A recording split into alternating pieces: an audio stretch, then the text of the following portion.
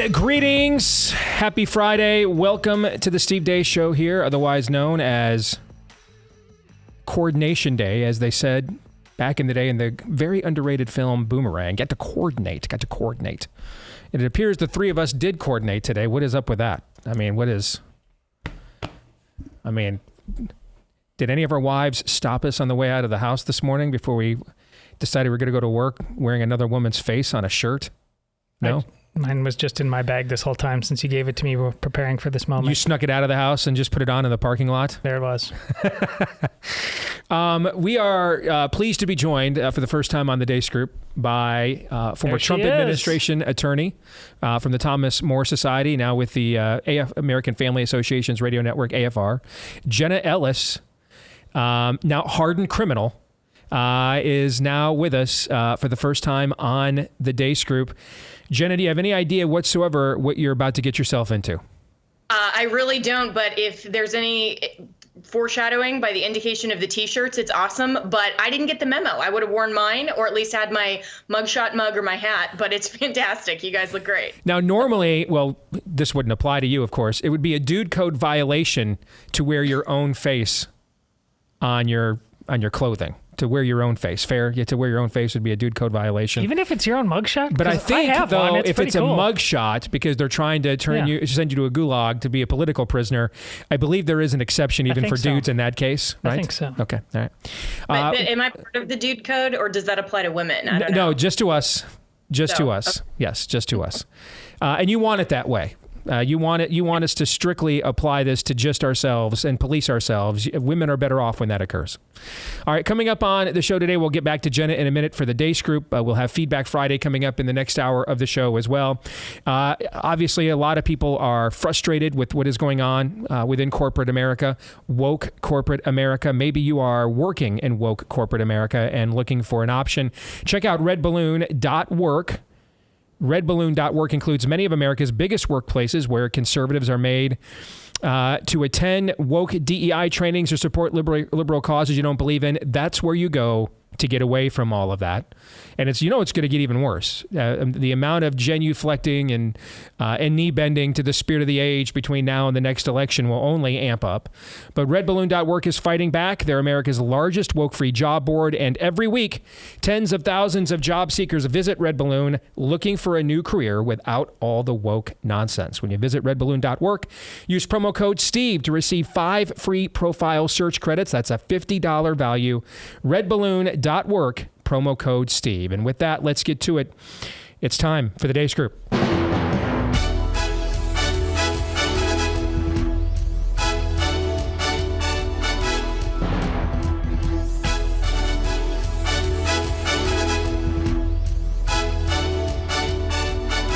I always love when we have people on here for the first time and we tell them in advance, this whole thing's just a rip off of the McLaughlin Group.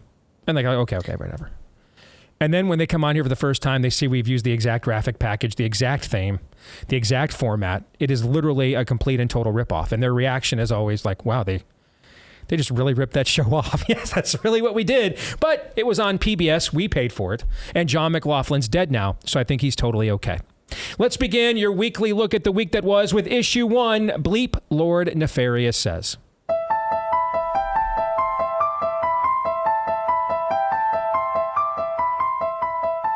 In a polyamorous relationship, and they all parent Hazel and Sparrow. We have a 2-year-old anti-gender baby and a 10-year-old who is non-binary. They have chosen not to disclose Sparrow's gender. We don't know it yet. It's something that Sparrow's going to have to figure out and then tell us. But their parenting approach is controversial. I have literally received death threats. Crazy, crazy lady. I hope karma hits you back and your kids grow up to detest you. These polyamorous parents let their children choose their gender. And for their oldest child, Hazel, that's neither male nor female. Please tell us how and why you decided to come out as non-binary. Because the pronouns she and he did not fit. Non-binary was what I turned to. Though I do choose to act and look more feminine. Can I go down now? Of course. And 2.5-year-old Sparrow has yet to make a choice about their gender. Sparrow, do you want a banana? They're anti-gender, but we're using they, them pronouns. Sure, they have anatomy, we understand it, but like that's not indicative of their identity. It's something that Sparrow's gonna have to figure out and then tell us before we can tell anyone else. Particularly because it's, something that our parents did and they got it wrong. Jenna, welcome to the program. Yeah. Yeah. So the guest goes first, and the ladies always go first here on the show. What did you just watch? Absolute confusion and chaos and a deconstructed worldview that doesn't mirror reality. I mean, these are parents that clearly want to project their own nonsense onto their children. And you can tell with the oldest one that they're just parroting exactly what the parents are telling. And for these kids, this is child abuse, absolutely. And to say that we can't discover our gender based on our biology is a total and complete denial of reality. That pretty much sums it up, Todd, but give it your best shot nevertheless. Well, I love how many times she uses the word reality, because we're talking about superhero movies. Thanos snaps now. That's what you're seeing here. That level of cosmic derangement, because there's nothing short of an undoing a reality. And that's the whole point. The lie is the point. The created order, top down from God, how it goes into everything else. That ultimately, this is God killer stuff. That's who and what is hated. And we're getting very close to the obviousness of that. Now that we are here, male and female, he created them, and that simply must be destroyed. Like, and again, we're not like some Studio 64 haze here. The graphics, they're walking through just your normal suburban neighborhood. Yep. And all the normies, see, they're just wandering around, just having to I guess this is where we live now. So the decision is still very much ours if that's the case. But who's more guilty? This is Obi-Wan Kenobi stuff. The fool or the fool who follows him? Who's more guilty of truly undoing reality? That clown show or everybody else around him in that cul-de-sac who just says, I guess this is the truth now? Not bad. That's not a bad follow-up. Aaron, go ahead. Remember when we used to have this week's sign, the apocalypse is upon us? That was 6 years ago. That ended 6 years ago. And that's every day on the montage now. That's just another day that ends in Y. Could you have ever, back when Rebecca was doing that weekly, your old producer, could you ever envision, Steve, getting to the point that we just saw? No, I remember when I think it was Target was the first major company that did the unisex bathrooms. And, it was where Jenna works. AFA launched a nationwide boycott of Target for giving into this. And I remember saying to you guys as predecessors, Jen and Rebecca at the time, are we really living in a country where the only people that think boys and girls should use their own public facilities are born-again Christians? There's no suburban Democrat PTA moms that teach at the local school that think that kids should just go to their own bathrooms. It's just the born-again Christians are the only people in America that think, understand why we've done business this way in public for thousands of years. And it just blew my mind that we were even talking about that at that time. That was maybe 10 years ago? Mm-hmm. And look how far we have descended down, to your point, down into the pit here in just about a decade since that initial battlefront on this issue emerged. The slope is very slippery. It only slips one way, and it gets steeper the further down you slip. That's basically the message here. And to build off of Todd's point, I've said this many times, and I think it's worth resetting. Yes, those under whatever you want to call it, the scientific term, the academic term, gender dysphoria, those who are engaged in that, yes, they have some form of demonic influence, meet mental illness, or some combination of the two. Maybe there's little distinction there. Yes, that's true. But the bigger mental illness, the bigger demonic infestation or influence is from those who sit around, see this. They know either at the surface level or deep down that this is wrong, this is evil, this is child abuse. And yet, golf clap, so beautiful, so brave, or, oh, that's just the weird family over there. And this isn't just gender. It's perfect that Jenna is on the show. This also describes the entire legal community. All Jenna's doing, her story is John Adams' story. And the Redcoats, the Boston Massacre, he stepped up and said they deserve representation, and they were in fact innocent. Jenna's not doing anything different. The legal community, in terms of what, whatever that was back then, it was clearly understood before even the founding of this country that these were principles worth fighting for. The legal community now, same thing with Jenna's case, just golf cap, I guess is where they live now. Everybody, Democrat, Republican, should be like, over my dead body are you doing this to Jenna? It's the same contagion. Yeah, and to your point on that, I was reminded by a good friend of mine yesterday, who's also an attorney, that, this is, to come after the lawyers is the first real significant step in total destruction of justice and of due process and the right to petition and to hold these overzealous, malicious prosecutors accountable. I mean, there's a reason that one of the most famous Shakespeare lines of all time is, first, let's kill all the lawyers. And we say that, I mean, even in law school, kind of snarky, like, everybody hates lawyers because they're so litigious, some of those things. But in context, they were saying, this is where if we don't have people who are willing to represent literally anyone in court and require the government to show their case and have the burden of proof on the government and make sure that you have the right to petition, or even in the midst of election integrity challenges, whatever it is, you have to be able to have a standard by which we discover fact and we arbitrate and mediate justice and truth. Otherwise, we have total and complete tyranny. And that's why I genuinely believe they're coming after the lawyers. You're correct. But everything you just said is evidence of what I was trying to explain to Glenn Beck when I was on his podcast 3 weeks ago. This is what happens when the social compact is broken. That is the covenantal ties that bind us as a people. That's where e pluribus unum comes from. It is not from the Constitution. The Constitution is what itemizes and quantifies what that social compact means. Because we, the people, are interested in forming a more perfect union, we will now govern ourselves thusly. All right. It is a manifestation of the social compact. It is not the compact itself. And social compacts come from things like love your neighbor as you love yourself, do unto others as you would have done unto you, for example.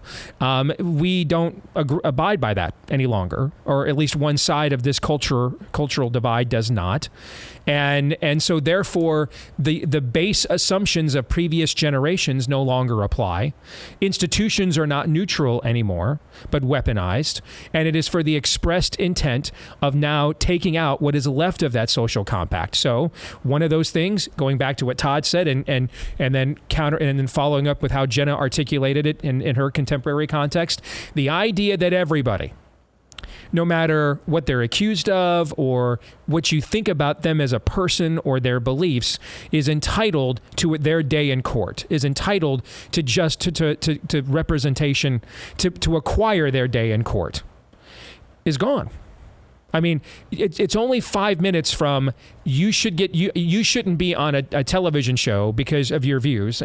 There's no way that you could have those views without being a racist, misogynistic, xenophobic, homophobic bigot. These are the natural conclusions of those talking points from a decade ago. Well, then, since that's the case, we will now cancel you. You won't have a spot in the city square on social media. Then we will deny agency of you, which is what Jenna just described from a legal representation standpoint.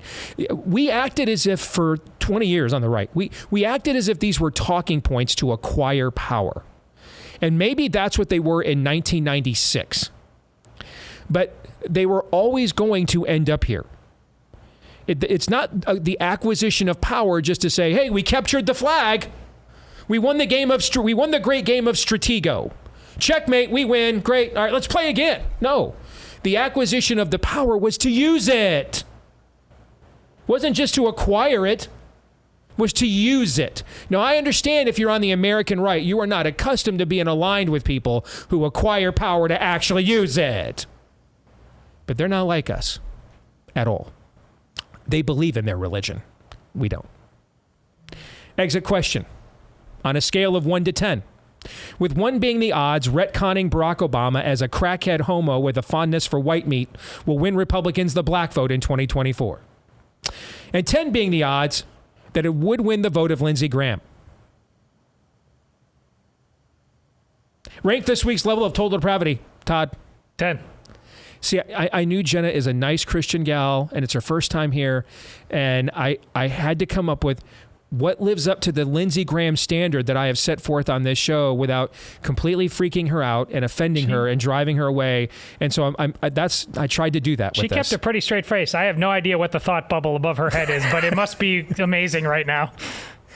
All right. I was just going to say 12. Well, okay, good. That's a good answer, too. All right, that's good. All right, Aaron. I'm at a 10. Let's get to our friends over at Relief Factor. If you are struggling from chronic pain, that's probably from too much inflammation in the body. You're looking for an all-natural, drug-free anti-inflammatory, and we've got one. That's called Relief Factor, created by physicians who can prescribe drugs, but they understand, hey, those drugs can be great things, but there's trade-offs to them. And if there's ways to do things naturally, now there always isn't a way. But if there is a way to do it naturally, so it's not taxing other functions and organs in the body, take full advantage of it. We're 70% confident that if you're struggling with inflammation in the body, and that's the lingering achiness, soreness, and weakness in your joints and muscles that just won't go away, 70% odds this is the right product for you. Now, where did we come up with that? Did we do one of those mask observational, peer-reviewed, not at all studies? No. Over the years, about 70% of the people that sign up for the 3-week quick start say, hey, I'll put in $20, see if it works. Maybe it doesn't.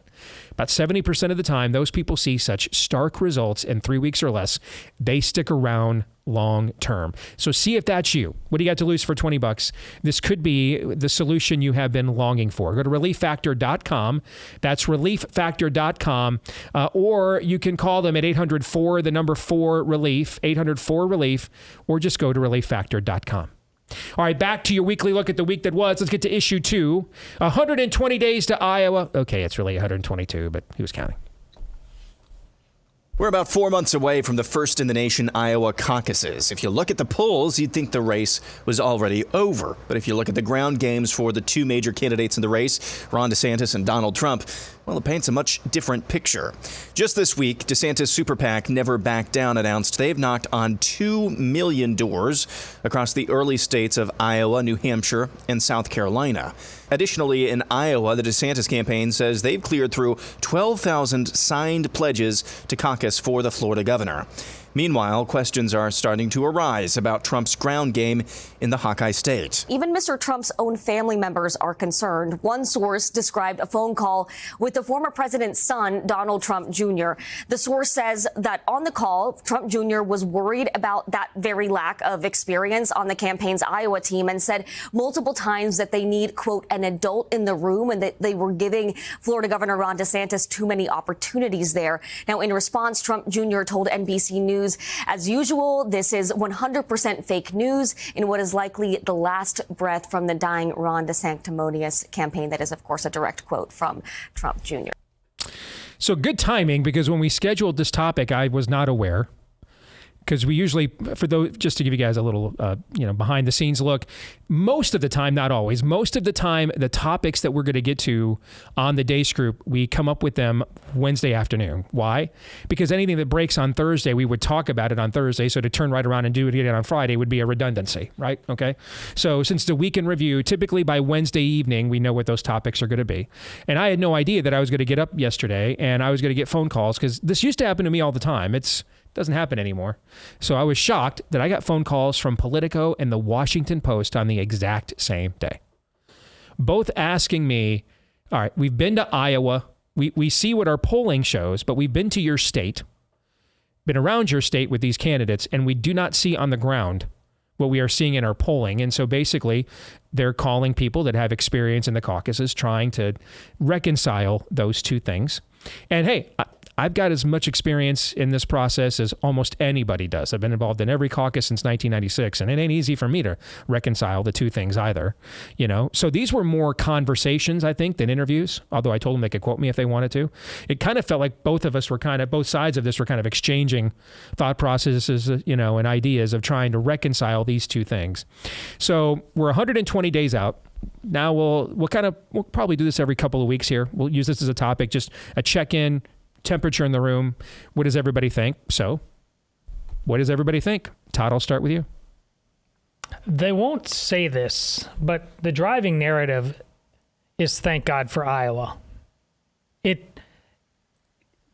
lament, and let's all face it, I'm not a native of Iowa. I've been here for 25 years now. I was neighboring Wisconsin, but it's bizarre that Iowa goes first.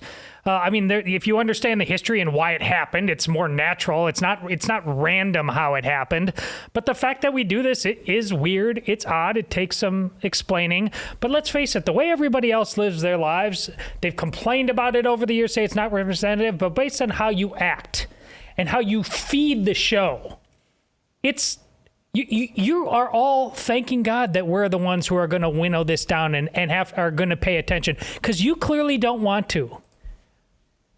We have become the opposite of a republic if you can keep it. The show, and that's what you want.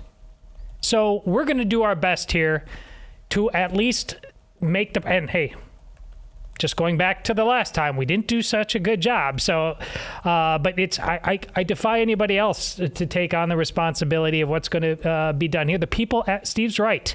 He'd tell you otherwise. He would be the first one saying, burn this whole process down. But the people do take it seriously. They really, really do. So I think based on people's general malaise about everything and anything relating to just general citizenry, you guys are too busy Netflix and chilling. The default answer to this is thank God for Iowa. Aaron, what do you think? I think that's a good take, because it is two things can be true at once. One, yes, Iowa has outsized influence on the primary process. This primary cycle, that's probably a good thing. It's probably a good thing because of all the reasons that Todd just said. I will just give anecdotally. I know Bob Vanderplatz has been on the show. You've kind of talked about what you see as well, Steve. Anecdotally, I just don't see much energy for Donald Trump on the ground here. What I do see in the times that I've been around DeSantis is there's actually quite a bit of energy around him when he has been here. You know, you can take photos of the concourse at the state fair on a Saturday where there's going to be between, 80 and 110,000 people on a weekend at the state fair and say, hey, everybody came here for Donald Trump. What I see, though, as well is, Ron DeSantis came to my church, made an unannounced visit to my church, and he was absolutely mobbed. And my church is made up primarily of young families. Again, those are anecdotes. I get that. The other part of this as well, I think we did ourselves a great disservice looking back. And of course, hindsight is always 20/20. But in the 2022 midterms, there was all this talk about a red wave, red tsunami, red wedding. I do believe for a few different reasons, I think that gave people a little bit of a sense of complacency. How much did that impact the final outcome? I don't know. I think the same thing may be happening with Donald Trump and his most ardent supporters, telling them this thing is over, this thing is over. Well, how does that impact turnout? I don't know. That's why we play the games here. But I think we're maybe could see that a bit as well, especially as we get closer to the caucuses. So, Jenna, what do you think from afar? I mean, we talk about this, on this show, frankly, not as often as we have in past cycles. I mean, which is kind of indicative even for us. There just is a lack of overall energy. But we're very close to the process. Sometimes you can actually see things better when you are looking further away. So what do you think?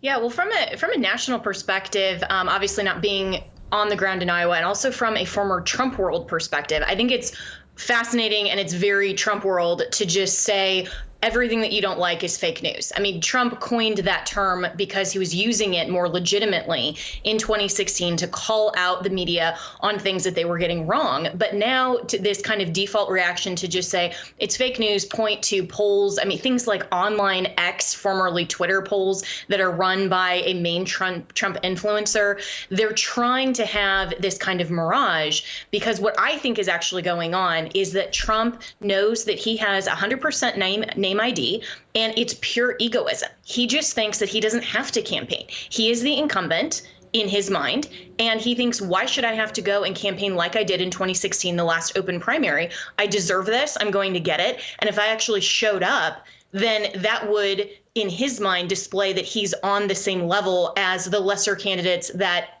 he won't even share a debate stage with. So I think that he's making the mistake of thinking that he doesn't have to convince people why he is defending his record or not, like we saw on the Megyn Kelly show, why he is calling DeSantis all of these false names, why he is running again in 2024, how he's going to change if he is. Does he regret anything from his record? What would he do in terms of personnel? I mean, all of these things are questions that are legitimate for genuine conservative voters that he simply won't answer, I think, because he thinks he doesn't have to. And the name of the game in Trump world is simply bullying and egoism. And that's what I see from the national level, and his lack of campaigning, campaign finance and all of that. That's all legitimate, that he's running out of money, some of those things, all of the time that's spent on litigating. I'll defend him against the weaponization of government. But I think that it's very clear that Governor DeSantis is asking to earn the vote, where Donald Trump just passively and very narcissistically thinks that it's already his. That's a mistake. So, Jen, I want to ask you a follow-up question that we have discussed amongst ourselves. Guys, it may take away the time for the exit question if you're okay with that, that's given fine. the clock. But again, I want to get somebody who's outside of our internal bubble, their take on this. One of the theories or hypotheses I've had to try to reconcile what we're seeing on the ground with the polls is if everybody else on the right is largely numb, disengaged, and just overwhelmed by the political process, because that's what I hear constantly in my circles from people. Like, I'm not even paying attention. I hate the whole thing. I don't want to ever take part in this stuff ever again. I'm sick of it. And but given what's happening to Trump and that lawfare and that weaponization against him that you mentioned, and so that persecution has riled up one particular segment of the right, and therefore they're going to be the most engaged in part of the process, the most likely to respond to polls to back their guy, because that's all they can do right now. They can't do anything else to back their guy against this persecution other than send him some money and tell pollsters that I'm behind him. There's nothing else substantive they can do. That would explain why there's these like, Hugo Chavez levels of polling advantages for him right now, because his people are showing up in the polls and the rest of the right is kind of like, I don't even want to take part in this right now. But my problem with that is that should manifest itself in other ways. For example, no one knows where Melania Trump is right now. Haven't seen her in eons. Carrie Lake is the first lady of MAGA. She is the most visible female figure in the MAGA movement. Yet she released a book earlier this year, should have taken off given her following, devotion. It flopped. Absolutely flopped. And so if my hypothesis is correct, then it would seem as if, she should have sold 50,000 copies of her book instead of, like less than 5,000. So your thoughts on that? Yeah, I think you're right that the most vocal people are the ardent Trump supporters who are upset and angry. But at the same time, what I'm seeing across the country, and this is from, Idaho, where I was speaking earlier this year, all the way down to Florida, where I now live, and up even in red states like New York, over to California, in Colorado, my former home state that I went and spoke at the Centennial Institute's Western Conservative Summit. People will come up to me and they will say, I am so sick of all of this and of politics, but they'll also say something else. They will say that they are exhausted of Donald Trump and they just wish that he would not run. And they are very silently, and I do think it is a silent majority that is supporting Governor DeSantis, but they don't want to say that out loud yet because they're seeing people like you and I, Steve, that are saying all of this out loud and are openly suggesting that we need to be post-Trump era, being utterly slammed by the whole open online MAGA community. Okay. So I think what 10 seconds, finish up, go ahead. The polls aren't expressing is intensity.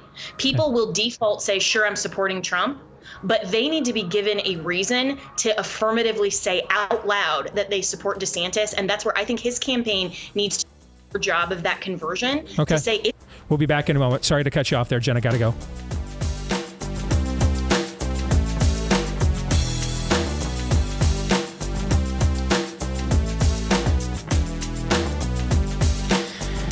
All right, back here on the Steve Deace Show. Before we return to the Deace Group, don't forget about our outstanding friends at Preborn. If we have lamented what appears to be a lack of strategic preparation by much of the larger pro-life movement and industry post-Roe, one ministry that was ready because they were already engaged in that kind of heart-to-heart, hand-to-hand spiritual combat is our friends over at Preborn. They understand that you have to love them both. They understand you have to do truth and grace. They find moms in crisis, like my mom was many years ago, 14, pregnant, unmarried, considering an abortion. They find those women. I mean, if you're in a secure, healthy relationship and pregnant, you're probably not considering an abortion. It's when you're not in that situation and you're pregnant that you are. And so they find those women. The first thing to do, they confront them. Now, they do it gently, but it's a confrontation nevertheless. Hey, you need to hear this. It's the heartbeat of your baby. And about 80% of the time in the history of their ministry, when a woman hears that, she won't go through with killing her child. But they also understand that the battle isn't over there yet. She's still a mom in crisis. It is not easy to be a single mom. It wasn't for my mom 50 years ago. It's not for moms here in this day and age. And so they provide everything from counseling, postnatal care, prenatal care, all of it free of charge. The ultrasounds are free of charge, provided that there's taxpayer, donations from people like us. And if you'd like to make one today, would you spend $28 to save a life? If you knew there were 80% odds that it would work, because that's what one of their ultrasounds costs, just $28, 80% chance it'll save a life. Go to preborn.com/Steve if that's you and you want to make that donation. Preborn.com/Steve, or you can dial pound 250 and say the keyword baby on your mobile phone. Or go to preborn.com/Steve. Let's welcome back in Jenna Ellis, who is our guest on the Deace Group this week as we resume your weekly look at the week that was with issue 3, the New Mexico test. New Mexico Governor Michelle Lujan Grisham declared last weekend that the Second Amendment was canceled in the city of Albuquerque and its surrounding county, effective, immediately. Grisham said she was declaring a public health emergency after several recent fatal shootings of children, including an 11-year-old boy who was killed outside a minor league baseball stadium last week in Albuquerque. You took an oath to the Constitution. Isn't it unconstitutional to say you cannot exercise your carry license? With one exception, and that is if there's an emergency, and I've declared an emergency for a temporary amount of time, I can invoke additional powers. No constitutional right, in my view, including my oath, is intended to be absolute. There are restrictions on free speech. There are restrictions on my freedoms. In response, a large group of protesters gathered with their guns in Old Town Albuquerque. Police did not enforce the Democrat governor's edicts. Midweek, Bernalillo County Sheriff John Allen announced his office would not be enforcing the Democrat governor's orders. I hold my standards high, and I do not or never will hedge on what is right. And I take my oath seriously. In reference to concealed carry and open carry, the Bernalillo County Sheriff's Office will not enforce this segment of the order. Also on Wednesday, U.S. District Judge David Urias issued a temporary restraining order following a hearing spurred on by a series of civil lawsuits filed against the governor by pro-gun activist groups who argued that the ban infringed on citizens' constitutional rights. All right, let's get to the first question. True or false is the first question. What happened in New Mexico was a test. Aaron. True. And I guess hats off to New Mexico, who is reliably a blue state. There were enough people, starting with those who showed up in Old Town Albuquerque, which is a fantastic place, by the way, with their guns and just saying no. That spurred then the Bernalillo County Sheriff to say no. And in turn, there was a federal judge who just saw this and was like, I can't defend this. And he just said no. So the name of the game is no. Now, there's a certain segment of the right who made this into a discussion about, well, can rights be suspended? Are rights absolute?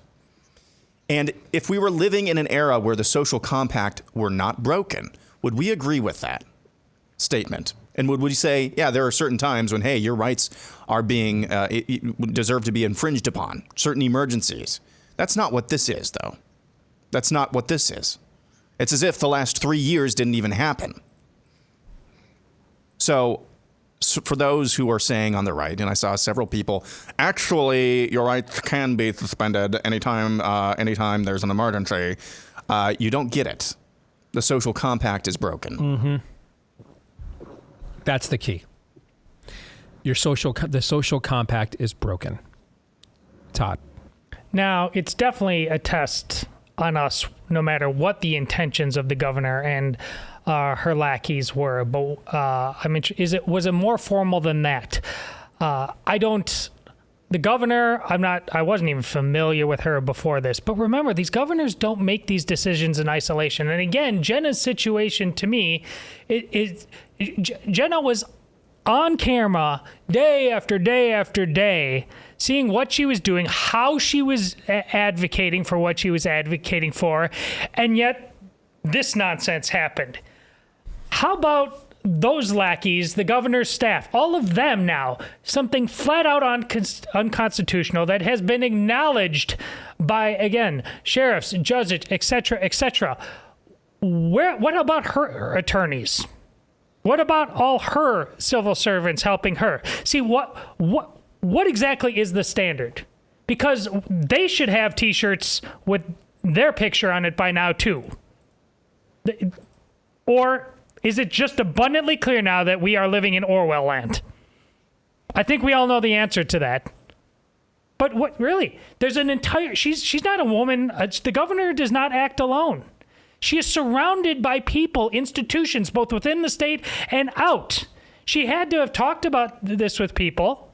They told her to go forward. You just say, yeah, we're going to burn the Second Amendment. Any jail time for them? Any mugshots?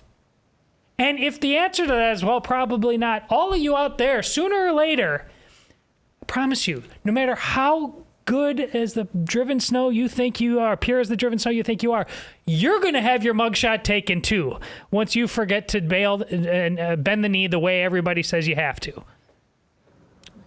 Jenna.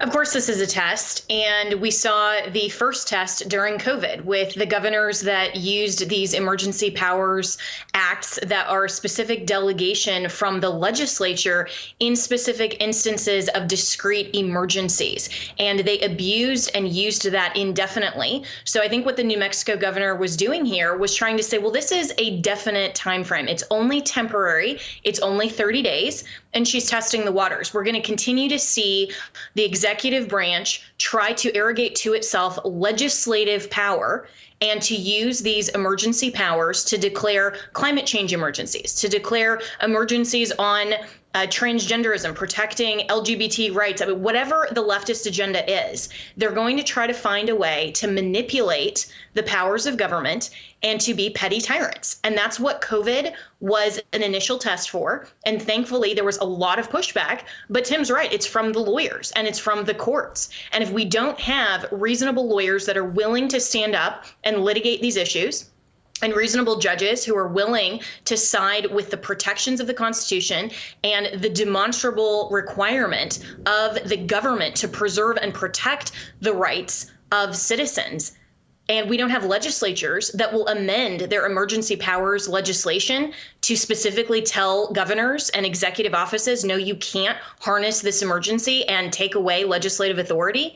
Then we're going to continue to see more and more and more of these tests. And I want to give a shout out to my friends at We the Patriots USA, wethepatriotsusa.org, because they are a nonprofit of attorneys that are willing to step in the gap. And they were the ones that succeeded in getting this temporary restraining order. And we need more lawyers that are willing to step up and fight these types of battles. Indeed. Our audience is very familiar with Brian Festa and the crew there at We the Patriots USA. So if we don't have all the things, Jenna, that you just mentioned, if we are not going to see the kinds of checks and balances that you just articulated, And the other side is not going to say, "Oh, shucks. You know, you're represented by people that are not willing to use the power that you gave them the way that we're willing to use the power that our people gave us. And so therefore, you know, it just wouldn't be fair and we're going to pull back." That's clearly not going to happen. So if we're not going to be represented by people that do that, and the other side is going to proceed in this space, then what? Well, we have to use powers legitimately and for the purpose of civil government, which is to preserve and protect the rights of citizens. We need to do what Governor DeSantis has done here in Florida. He's the only governor that has fired 2 Soros-funded prosecutors, and to say you have gone out of line and out of bounds. And so he understands how to use the rule of law and wield that power within the contours of the Florida state constitution.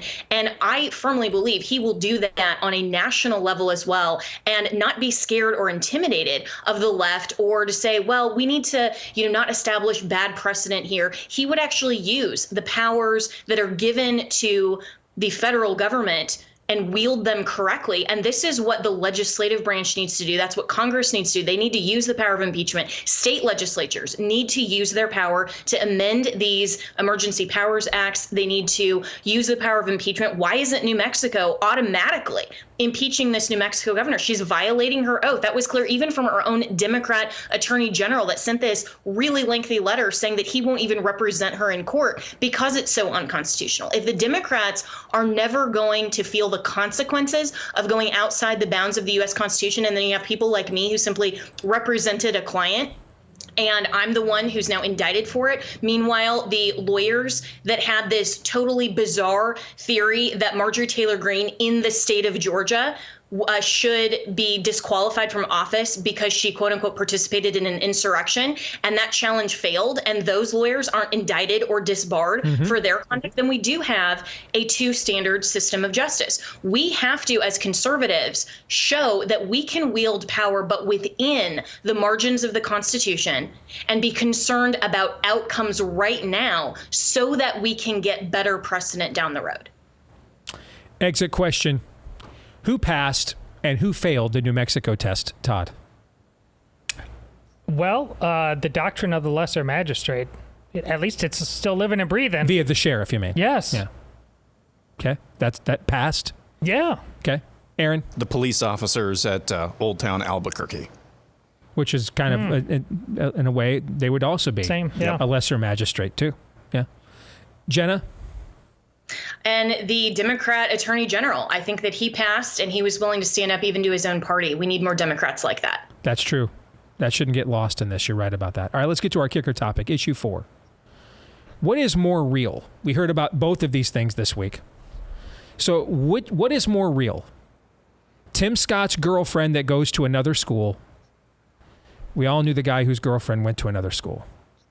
He almost never had a girlfriend that went to the other school. Almost never. Tim Scott's girlfriend that goes to another school, or Mexican alien babies. That came out in the Mexican Congress this week. What is more real, Aaron? Tim Scott's girlfriend that goes to another school, or the Mexican alien babies? You make the call. The papier-mâché Mexican aliens, I mean, that is, when put up against Tim Scott's girlfriend who goes to another school, this is like biblical truth versus demonic lie. That's kind of what we're working with here. So I'm going with the papier-mâché Mexican aliens. Todd? Man, Tim Scott seems like you kind of want. Don't you want to root for him to be this to be true a little bit? Come on, buddy, you can have a Don't girlfriend. you just like you plucky so and so? Come on, I'm rooting for Tim Scott on this one. That's a good. I hadn't thought about that. Yeah, you're kind of rooting for that one to be true. I hear you. Jenna, what say you?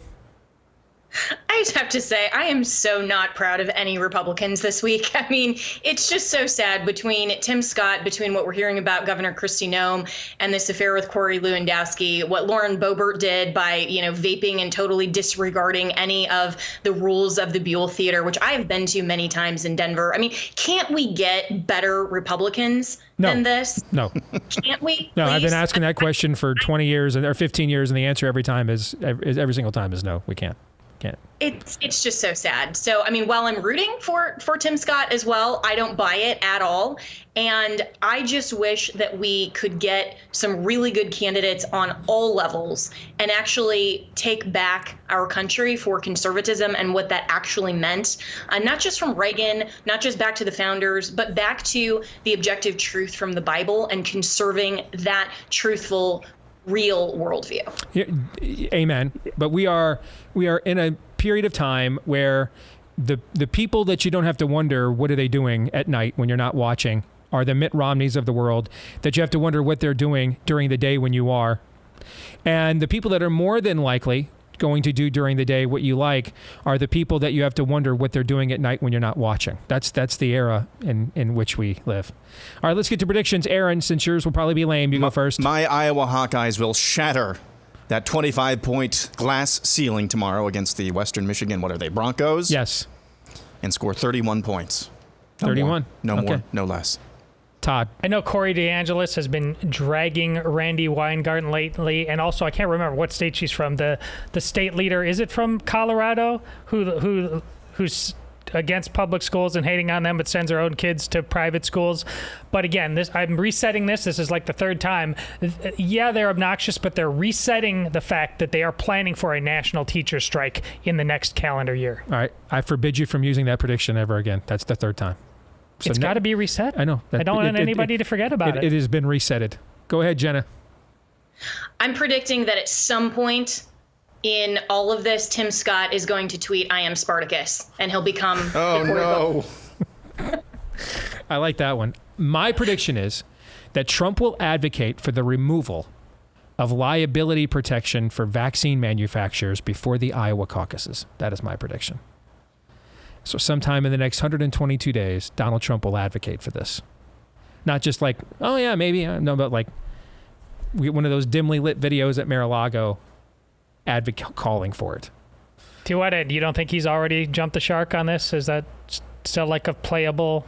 Well, I know the other night he tried that he's not proud of the vaccine now, but the Democrats he knows that are very smart tell him he should be.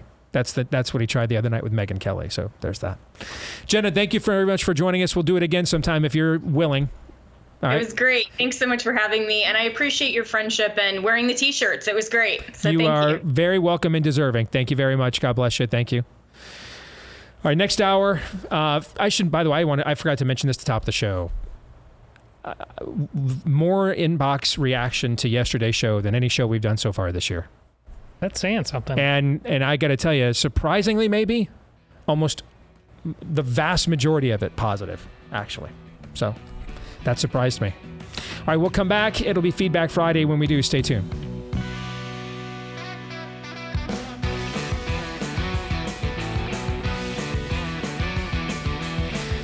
All right, greetings. Back here with Hour 2, live and on demand on Blaze TV, radio, and podcast. Steve Deace here with Todd and Aaron McIntyre, and all of you. Let us know what you think about what we think via the stevedeace.com inbox. Steve at stevedeace.com. That's DEACE. Like us on Facebook, me, we, and Gab.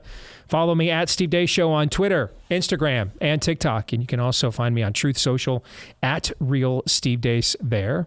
And if you are a podcast listener, if you wouldn't mind, please leave us a 5-star review, hit subscribe or follow. And thank you to all of you that have done those things for us already. We appreciate each and every one. Also appreciate our friends over at Patriot Mobile. They are on the vanguard, leaders in building the alternative parallel economy that we are longing for as America's only American, really, mobile phone company left. And if you want to make the switch, now is the time. They've always got so many great deals, especially if you're a veteran or first responder. Let them know up front, and they've got extra ways of saying thank you to you for doing exactly that. For the rest of us, you can get a free activation with the offer code Steve at patriotmobile.com/Steve. A couple different reasons why you want to make this switch. Number one, stop giving money directly to people who hate you. Number two, they just have an outstanding customer service team. They're U.S.-based. Translation, you'll be able to understand the people you talk to. They offer so many great amenities. For example, you can, at any time, if you're moving to a different part of your state or a different part of the country and one of the major networks is stronger or better, you can make that switch to any of those networks for free anytime you need to, as by being a member of Patriot Mobile. So make the switch today when you go to patriotmobile.com/Steve. That's patriotmobile.com/Steve. Or call them at 878-PATRIOT. That's 878-PATRIOT. All right. You guys ready for some Feedback Friday? Yeah. Let's go. This note we're going to start with today is a little long, but given where it goes, I think we should share it with the audience. I was one of many, but not nearly enough, military members who was discharged for refusing the poison poke. I was an Air Force captain with 16 years of service. I won the Company Grade Officer of the Year award the year before, was on my way to bigger leadership roles, and almost overnight was stripped of any contact, responsibility, or purpose within my unit for not taking the shot.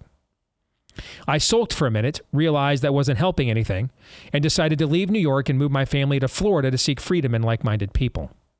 It's been almost 2 years since then, and this summer my family returned to New York to escape the heat and visit family and friends. While there, I reached out to a military buddy at my old unit, and he ended up organizing a get-together with some of the airmen that I served with. I commanded a unit of 45 airmen. Listen to that. That is not that's not insignificant. I commanded a unit of 45 airmen. Prior to the mandate, about half of them went and got the shot voluntarily, with the strong recommendation from state and local leadership. Of the other half that did not get it voluntarily, about 25% were indifferent to it, and the other 25% had strong feelings against it. When the mandate to be jabbed was ordered, everyone complied but myself and one other new female airman, although I know of a couple that received vaccine cards through other means. Most that did not want it but got it anyway said they did so because they had bills that needed to be paid. The group of 15 that I had lunch with was a good cross-section of rank and viewpoints. We were all friends and had a good time catching up with each other. I thought I would share some observations. You guys ready for this? Only enlisted personnel were present. Other officers and my chief, the highest ranking enlisted, did not show. No one addressed the shot, now known facts about it or remorse about getting it. No one addressed my abrupt exit and the reason for it. It's as if it didn't happen, and I left voluntarily. Most of the conversation was about getting promoted, retirement, new cars, and vacation plans. My main takeaway is I am not sure what I was expecting during our get-together. Maybe an apology, maybe some remorse, maybe some empathy about how I was treated and how no one stood with me. Maybe a you were right moment. Nothing. I guess I was looking for some closure to a chaotic time. I got closure, just not the kind I was hoping for. There will be no vindication for me. That period of time when I stood for what was right has been memory hold. They do not want to remember or be held accountable for their decisions. They have moved on to more pressing matters like getting promoted, retirement, new cars, and vacation plans. If I could go back in time, I would do the same thing all over again. That being said, I can't help but feel a little bit slighted. Keep speaking the truth and fighting for what is right. Tom in Tampa. I'm not going to say a word because I want you guys' reactions first. Here's something that happens in life. It often doesn't end up like the movies. You know, in the movies, there's that great moment in so many great movies where everybody sees the person stand, and then everything changes. It's the crescendo of the movie. Real courage is shown. Oftentimes, real courage, as I've said before, is resented. Listen, a lot of the enlisted soldiers, the best case you can put on the enlisted soldiers, we follow orders kind of thing. Odds are seemingly low. You got to do you, I got to do me sort of thing. Understandable on some level, but just this is also the magical power of vaccines. People just cannot see beyond this veil. They just can't. And I expect that we will never have, despite Steve's efforts, Herculean efforts, multiple books, etc., to get justice on this. This is justice that people don't want.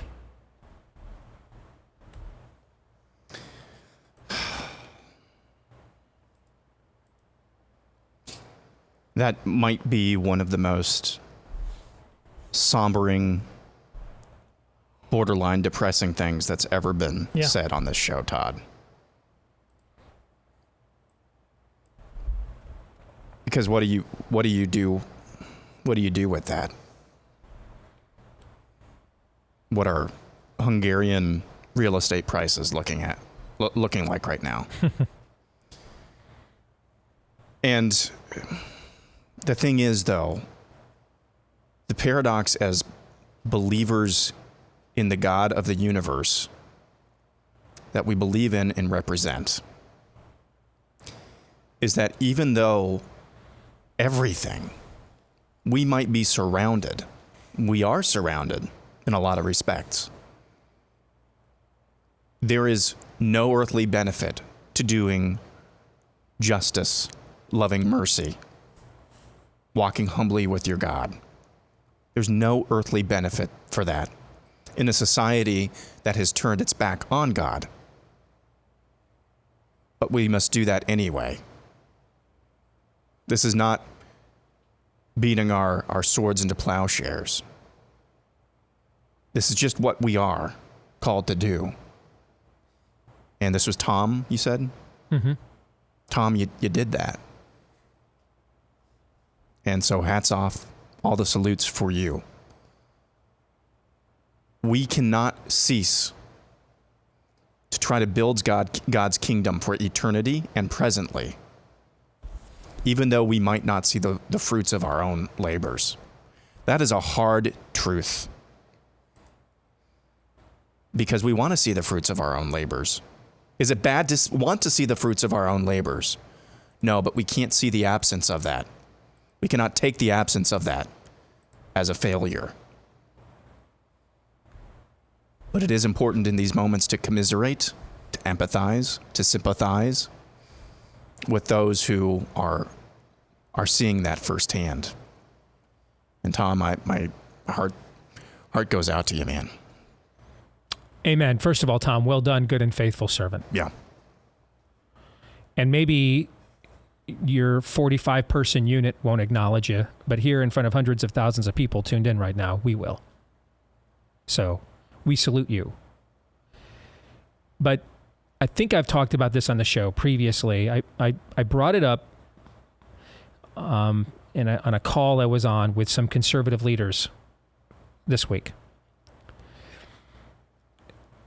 When there were past atrocities,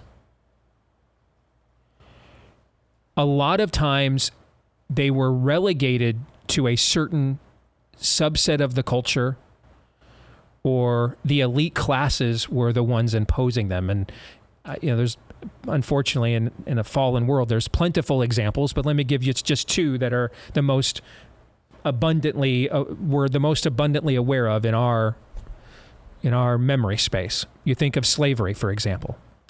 And there's the tremendous miniseries on the Civil War when we were kids, North and South, or Blue and Gray. Blue and the Gray. I think North and South is another one actually. But there's an episode in the Blue and the Gray where at one of the key battles, it might even been like a Gettysburg, Antietam level of battle. There are two wounded soldiers, one Union and one Confederate, and their units leave them behind, thinking that they're dead. And it turns out that they were just wounded and lost in the battle. And they're out in the middle of nowhere, and they've got to learn now to work together to survive where they are until they can heal and get back to their units. But there's, of course, immediate distrust. They're, wearing different uniforms. They're trying to kill each other at the moment. And the young man wearing the gray uniform of the Confederacy says, "Listen, I'm a poor sharecropper from Mississippi. I didn't own any slaves. Didn't know anybody that owned any slaves. I don't even know why I'm here.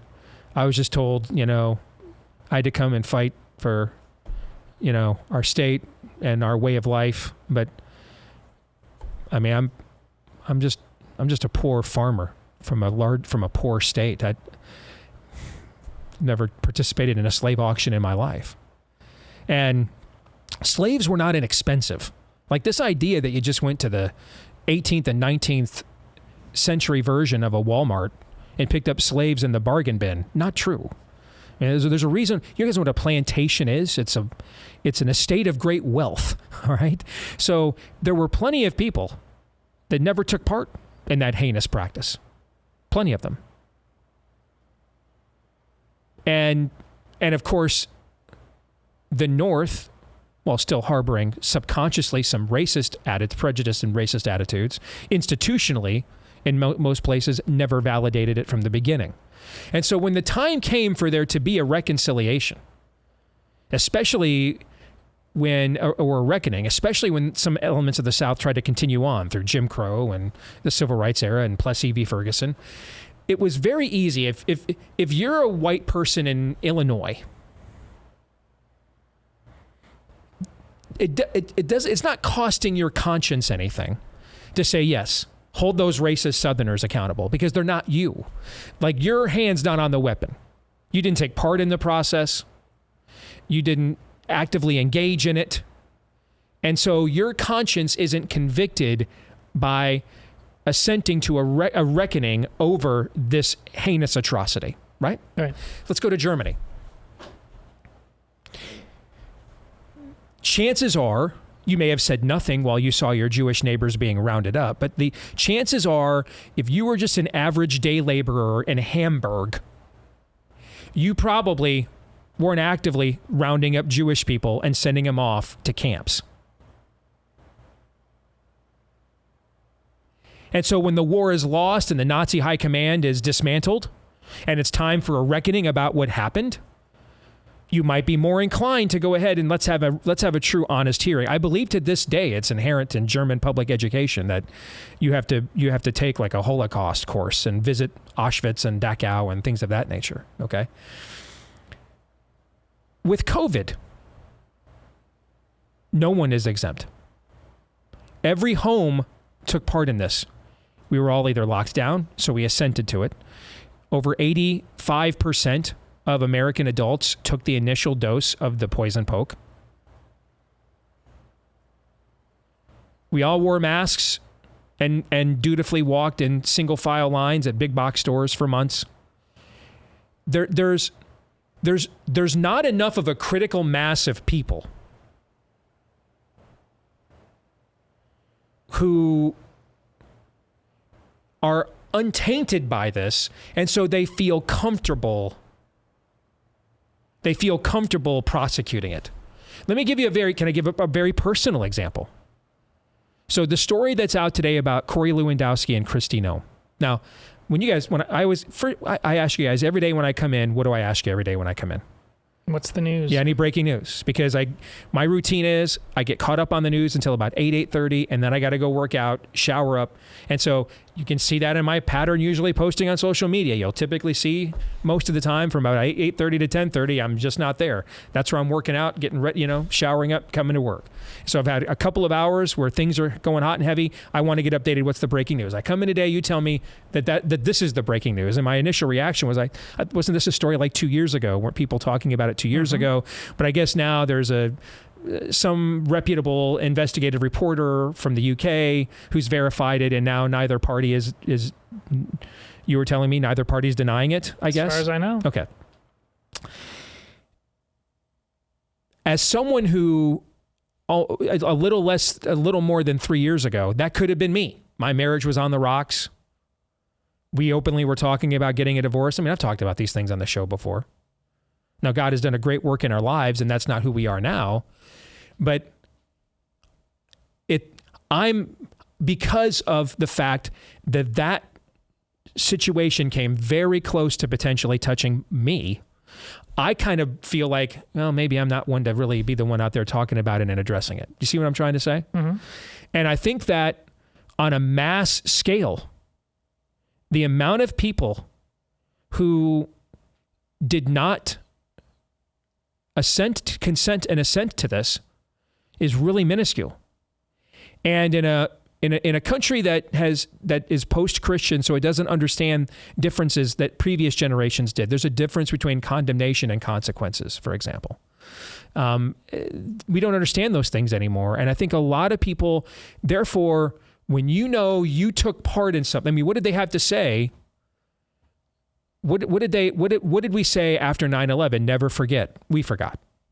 What did we say after the Holocaust? Never again. But people have to be reminded about it all of the time. Otherwise, we'll do what? Like our father Adam, we will want to just shrug our shoulders and say, what, me? I don't know what you're talking about. I had nothing to do with it and not my fault, and move on. And in this case, we all actively participated in this tyranny, in this psyop. Very few of us probably did not make choices or behave in ways that we regret later on. And how many people want to go back and relive that again? And just pretend like it almost never happened and just move on. You know, it's the stuff of a Stephen King novel. Oh, hey, yeah, there's this killer clown going around this place called Derry, just kidnapping kids and eating them. But parents just, we don't want to confront that this is going on. So, now we'll try to keep our kids safe, tell them not to go play in sewer grates in the rain, okay? But we lose our kid, just look the other way. Move on. Guess we can always make more. I mean, that's what Tom is describing, is that level of cognitive dissonance, that level of denial. And I don't think there's a way to overcome that without a spiritual solution. I don't. And I think that's the problem that we have, is I think very few hands are clean in this matter, and a lot of people don't want to believe. Even if it comes down to, man, I took that thing, like I said to Pierre Corey the other day on the show. I took that one time, man, to keep my job, and now 3 years later, I don't want to be reminded that I might be a ticking time bomb, that I might be the next died suddenly. So let's just stop talking about it. Move on. Act like it never happened. You're right. I'll give you the last word. Go ahead. You're right. Going forward, and that's something. There's a level of malaise in there that is representative of the idiocracy. Mm-hmm. What's lampooned in the idiocracy. But here's the thing that, as you know, really, really frustrates me on this front. These same people all the time will get up off that couch and decide to care with a level of ferocity about all manner of stupidity, nonsense, irrelevance. That's what drives me nuts. If you were just fast asleep at the wheel comprehensively, then I'm like, we're all going, the ship's going down, but like, you wake up all the time. You damn fools, all those guys there. Talk to them about their fantasy sports league or whatever else. Oh, I'm dialed in. That disgusts me. Because you've just chosen to fall asleep on this. You're not all, if you're all together falling asleep, okay. But no, your idols are gigantic everywhere. And you're just punking out on this one, and I'll never, ever stop condemning that. All right, let's move on. Rick Sandberg wants to know, who will be found first, Melania Trump or Tim Scott's girlfriend from another school? Melania. Yeah, I think it's pretty obvious, because we know Melania lives. We know Melania lives. We know there's a Melania Trump. We know. That's why her absence is so glaring. Because she was, so available during the Trump presidency, and now all of a sudden, even when he's going to the courthouse literally down the street from where they live, she's nowhere to be found, like anywhere. We've heard neither hide nor hair from her when she was a pretty visible presence in the Trump administration for 4 years, right? And performed her duties largely with eloquence and grace, and so now suddenly she's gone. But we do know that she lives, she exists, that there is a person. Proof of life. Yeah, we have a proof of life. Yes, we have a proof of life. That's well said. Nice. George Liga says, I try to stay away from this type of thing, but I was seduced on the end of the coffee aisle Sunday morning by pumpkin spice Twinkies. By Sunday afternoon, I had eaten 5 of them before I told my wife to hide them. I just found where she hid them, and I polished off the last 3 in 2 minutes flat. You know what really... A little bit of heaven right here on earth. George? That's not real. There is one thing I will indulge you on with this pumpkin spice. That's what you tweeted about this morning. Pumpkin spice bacon. Yes. That actually sounds kind of good. See? I knew it. I knew. He kind of did the whole crying game thing this week. I didn't know. I didn't know it wasn't a woman. Don't push it. I just stumbled upon this pumpkin spice latte. They mislabeled it at the store. Hey, I needed the caffeine, so I thought I would take it anyway. This is the problem with all you damn pumpkin spice cultists. That is true. We are... Take yes for an answer. Yeah, you're right. You're right. I mean, if there is pumpkin spice bacon, I'm having that shipped to my house. Straight up. That's wow. I'm just going to say for George, the dude code demands that even if you indulge in that, you don't sit down and put pen to paper and write us about it. You just don't. I don't know what dude code Todd's looking at, George, but that's one of the most dude things that's ever been written into this show. Shakespeare! That's right. I mean, that's a sonnet, brother. I mean, I can't speak for the women in the audience, but I'm swooning. All right. It would actually be an affirmation of the dude code if it weren't so...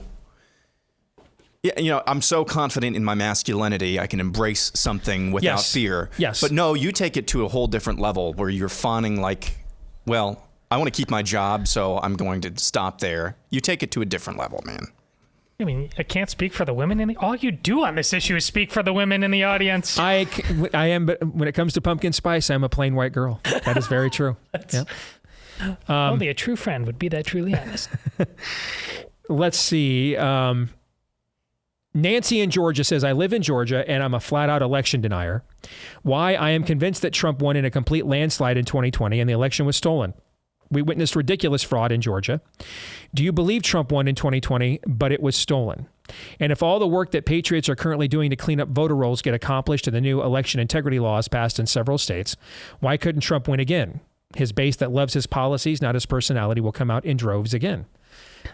This person has to be new to our show. Yeah, and I've been consistent from election night. Yes. I mean, those of you that have been here for a while, you're going to roll your eyes. And let me tell you, this is where you got the whole Blaze channel demonetized. I've got to reset this, guys. It happens all the time. Yes, I got the entire Blaze demonetized on Facebook the morning after the 2020 election for going on Beck's morning show and talking about watching them steal it in real time and what that would mean.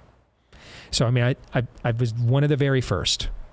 Now, whether I know that Trump won in a landslide or not, I do believe it was stolen. I have no idea whether he won it in a landslide or not. I don't know the answer to that.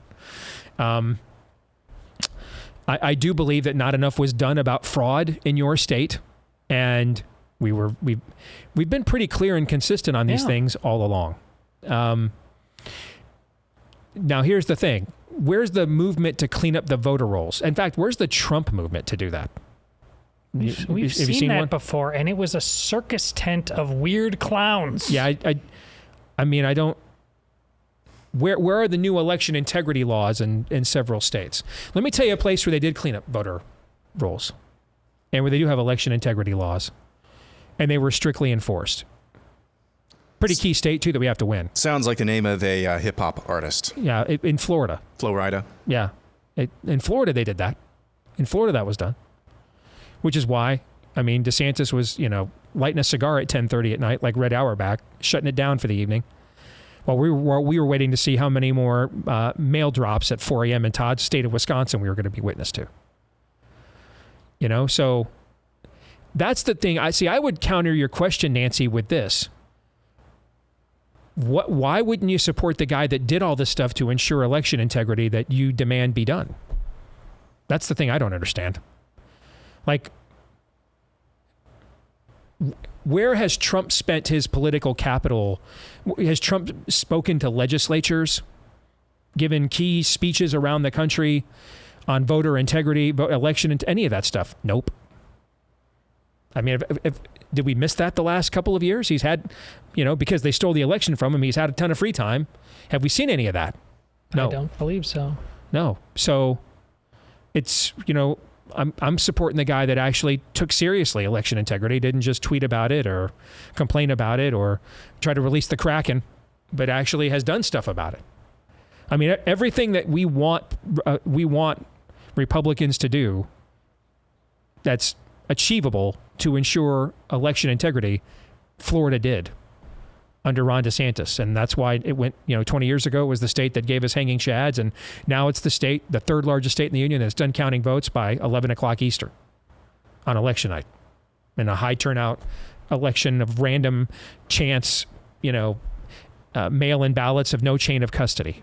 So I don't disagree with any of your substance, Nancy. I don't see where Trump has made some effort to accomplish what you're talking about. The cleaning up of the voter rolls, the election integrity laws. I mean, it's September of 2023. We're going to have an election next year. So I don't see where this has been done the last couple of years, unless I'm missing it. One place where I have seen it done is in Florida. That's why I'm supporting that guy. And which, again, it's just another reminder that while he did good things, we keep being told that only he can solve. I know that was his line, and once he got in, he did actually solve some things. But he very much proved that he couldn't solve some very big things. And this is indication of that again. So then you just try to come back and reset that because he's such a threat to the system, that's why we got to put in there again. And that center just does not hold. There may be other reasons to put him in there again, but that he's indispensable, he's proven on multiple fronts that he wasn't, and not even close. That's what's the irony of this entire thing. He was just hated so much, which is Steve's point about, you're guilty just in New York, just because you're named Donald Trump. Mm-hmm. But in terms of really, a lot of us thought early on he was going to be a threat in different ways, and he was in some ways. But comprehensively, overall, this is where Steve said about the cake and the frosting, and he ended up being right before most people were. If the Democrats could have just had any degree of chill,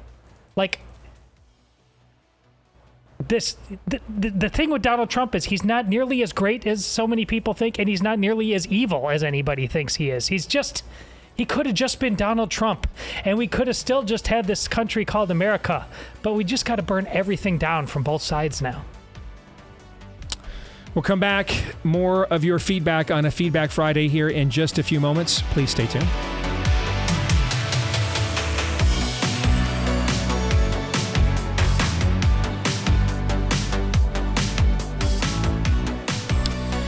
Well, I already loved the Miracle Made sheets, but man, this summer they were phenomenal. We had a lot of heat here in the Midwest this summer, and the cooling properties that they have, those silver-infused fabrics that make temperature regulating possible while you're sleeping at the perfect temperature all night long, really shined. And hey, I'm sure there's other things you could wrap yourself in and cover yourself in that also have temperature regulating properties to cool you down, but also wouldn't feel nearly as luxurious and comfortable as Miracle Made sheets do. So you don't sacrifice luxury for functionality or the other way around. Self-cooling properties, self-cleaning properties, that same silver also helps to prevent about 99.7% of the bacterial growth that you can have on your sheets as well. You can't beat it. If you want to try it today, trymiracle.com/Deace is where you can go. And if you order today, you can save over 40%. And if you use our promo code Deace at checkout, you'll get 3 free towels and then save an extra 20%. Can't beat it, man. They made it as they incentivize and sweeten this deal for you as much as they possibly could. So again, you go to trymiracle.com/Deace, save over 40%. Use the promo code Deace at checkout to get 3 free towels and save an extra 20%. That's the promo code Deace at trymiracle.com. All right, let's continue on a Feedback Friday. Terry writes, you guys have the best crew And I want to provide my 2 cents. Thank you very much for that, by the way, Terry. I want to provide my 2 cents of an opinion to women who are posting about being happy while being childless. I'm a single woman, childless, but not by my choice. To keep this short, all my life, I've wanted to be married and have children. All of the boyfriends, fiancés throughout my life, before we walked down any aisle, I caught them cheating on me, painfully so. I thought something might be wrong with me. I tried to relook at who I was dating. I dated Christian men back to back who ended up being the worst when it came to cheating. I mean, in terms of, getting in the bed kind of cheating. Needless to say, I'm never married and I've therefore never had a child. I felt so strongly that a child needed both a mother and a father, and being single was not good enough to raise one. I've questioned my entire life. I've been through the gamut as to why. I've asked God why. I've tried to reason. But that's not the point of this note. And there isn't much you can tell me to solve this problem. The point is I'm single, I'm childless, and I've gone through the painful tears that my time has now passed. And I can assure you it is painful on many levels. From feeling like a failure, worthless, missing so many what ifs, raising a sweet baby and seeing that baby grow and learn. You name it, it is painful. There is something in a woman that wants a child, and I do not believe for 1 minute these women are content without one. If they are, I think there's something very wrong to be at that point. I've been forced. I've had to come to acceptance. But even now, writing this note, I end up crying. I'll accept what God has for me, but it's painful in ways that you cannot explain. Thank you and your daughter for bringing this to light. I think that's well said. Anybody want to add anything to that before we move on? Well, our biggest idol these days is almost certainly ourself. And we joked before about pumpkin spice Twinkies, and if you're going to do that, don't sit there and talk about, write us this letter. But here, this woman writes us this letter out of pure selflessness, trying to say, like, understand what you're saying. Understand that even in my sense of loss and my desire to try to do anything to overcome that loss, I fight against my selfish reasons of trying to do this somehow and cobbling it together without having a father in the picture. I just think there's in your tears, there's just clearly grace is overflowing in your life, whether you understand that or not. I'm here to tell you it is, because you did just a profound service for anyone with ears to hear. It's well said. This is from Maggie. Our friends found they were expecting their third baby, given the father was going to school and working full-time at a minimum wage job, and the mother was giving piano lessons out of their home to supplement the income. The news was going to put a financial strain on them. At the 16-week checkup, the OB used a 4D ultrasound, and the 4D told the parents that it would give a clear picture so they would easily see their baby's body parts. After the scan, the tech became very quiet and left the room after telling the parents the OB would be in shortly. The parents received the news that the baby, a girl, had major cardiac deformities and should be aborted. A cardiac consult gave the same information and pushed for an abortion, citing the financial and other difficulties in bringing a child into the world who would need multiple heart surgeries, and even after surgery would be handicapped, have a lifelong financial strain, and would take away from their other 2 children. And the possibility of the baby dying was also high. The doctors were confident that the burden of death would be too much for the family. The parents were Christians, and so after prayer and many conversations, they decided that this was the child God wanted them to have, and they would accept such a burden. The parents were continually barraged by specialists to abort, but stayed with what they felt was God's direction. As the pregnancy continued, more scans and tests confirmed there was a deformity in the baby. When the time came to deliver, a neonatal pediatrician and a neonatal cardiologist were in the delivery room, ready to rush the baby to surgery. When delivered, a 6-pound, 4-ounce perfectly healthy girl was born. No surgery needed. No deformity was there. The doctors shrugged their shoulders. Last I heard, this same girl won a full-ride scholarship for music and theater. She has an amazing voice and musical ability. If it had not been for the faith of her parents who refused to listen to the experts, the world would have one less bright star to help spread the word of saving grace. This is a true story.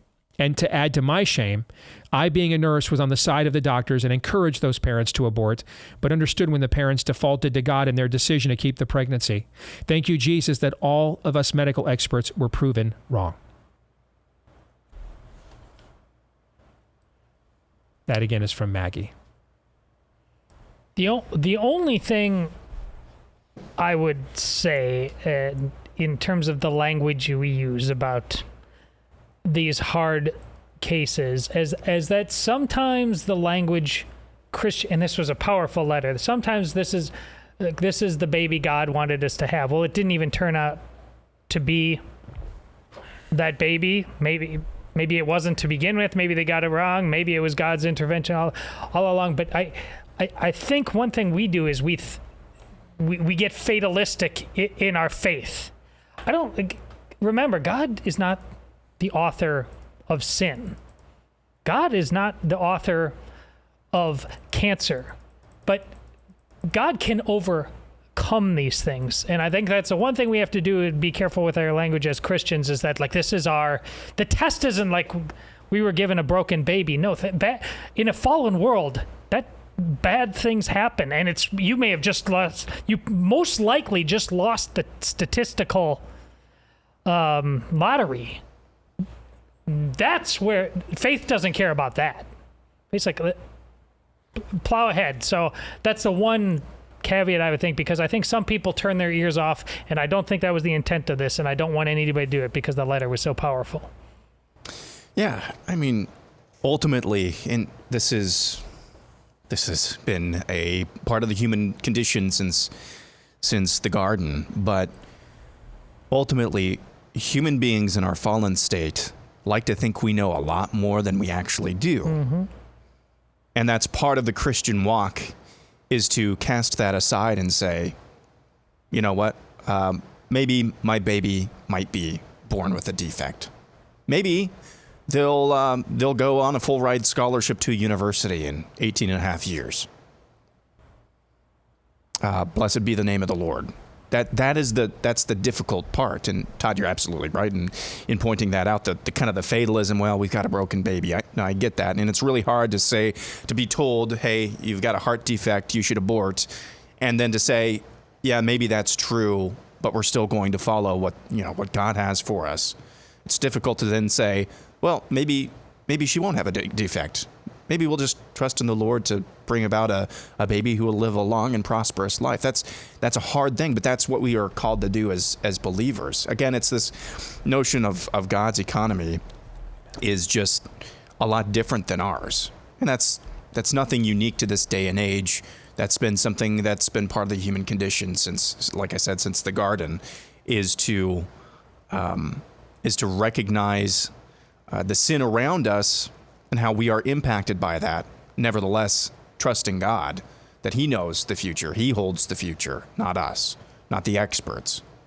It's a difficult thing to do, but that's a powerful, powerful note.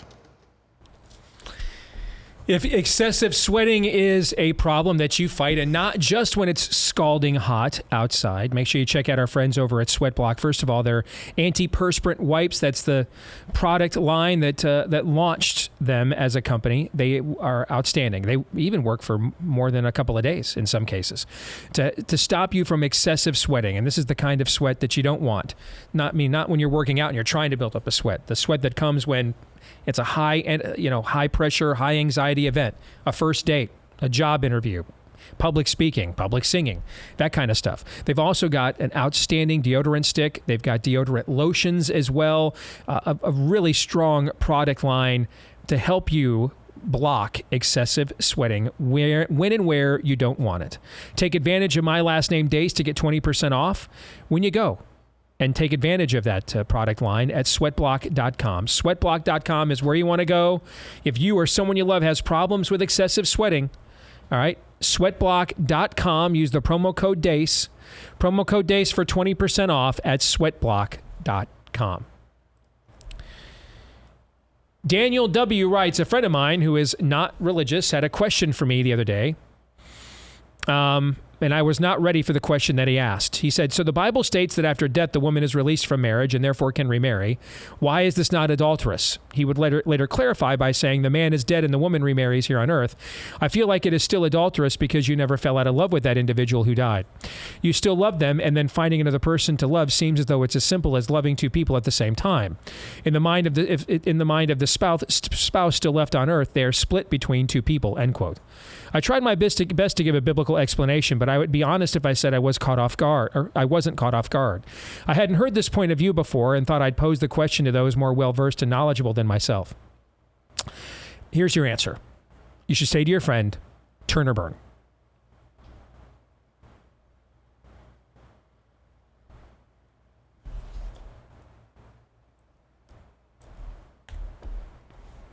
I have nothing else.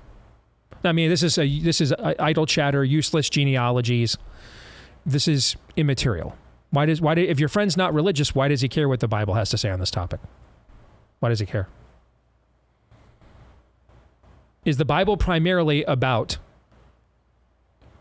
adultery and marital relationships? Is that the prime directive of the Bible? No. Is that part of the guidance of the Bible? Yeah.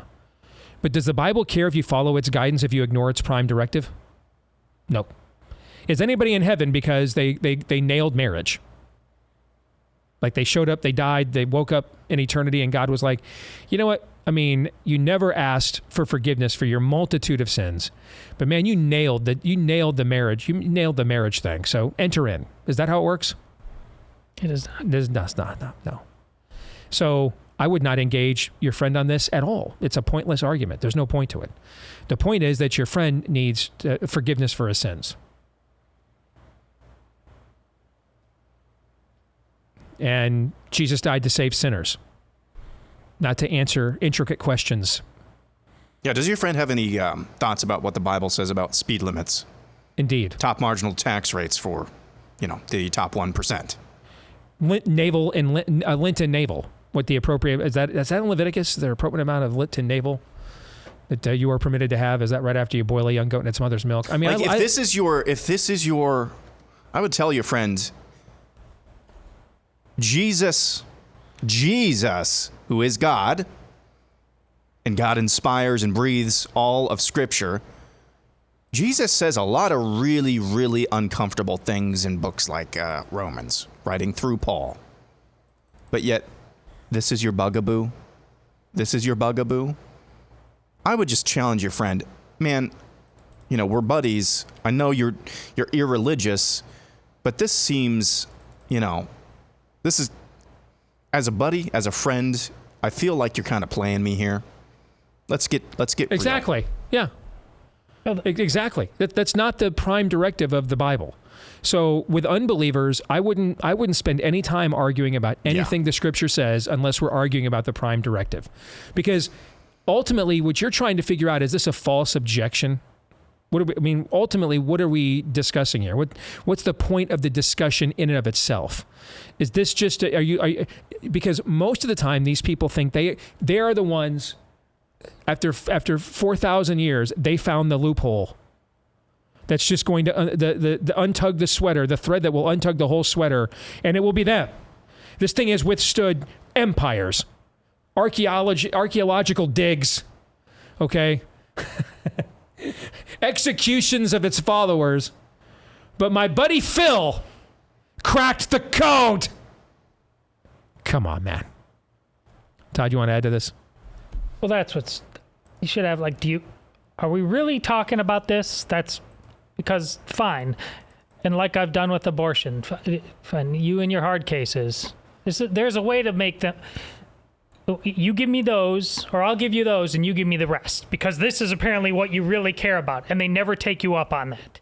Same thing here. If you want to have a serious discussion about this, and I give you the understanding that is evident through 2,000 years of history, do you really want to go deep on this or not? And They're probably not going to, and then say, well, come back to me when you're serious, because if I answer this on that, I've got a lot more truth than that in store for you. They just don't want it. Why did your buddy skip through all of the you need salvation, you need forgiveness of sins, there's only one God, everyone that doesn't accept that atonement for their sins goes to hell? He skipped over a lot, man. I mean, he skipped over a lot to get to, I have a question about this particular issue of adultery. This is what bugs me about this question, is that he's supposedly your buddy, but ultimately what is coming out of his mouth, whether or not he realizes it, is scorn and mockery. You should not do that to, if you're really friends, you should not do that, and you need to call him out on that. All right, no time to be fair to another one. How about you guys? Any final thoughts before we sign off here for the weekend? It was good having Jenna on as a panelist. I think we'll have her back again very soon for the Deace Group. Overall, a fun show, and it is surprising to me that yesterday it's not surprising we got a lot of reaction to that. It's surprising to hear you say most of it was positive. Because what I'm seeing this morning is a lot of people subtweeting you. I think you were over the mark. What does subtweeting mean, by the way? Is that like, do you think they're indirectly, passive-aggressively tweeting responses? Yeah. Well, that's until the Iowa caucuses, and probably after, it's going to be like that on a lot of days. This is a civil war, and not just between Republicans and Democrats, Christians and pagans. It's, intramural civil war as well. Indeed. Have a great weekend. Hope you do. Until Monday, John 3:17.